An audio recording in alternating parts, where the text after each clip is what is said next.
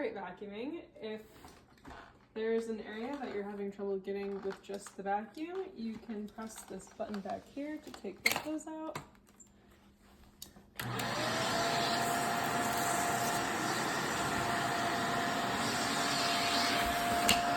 There's also this as well, so if you're just wanting to like maybe vacuum some furniture real quick.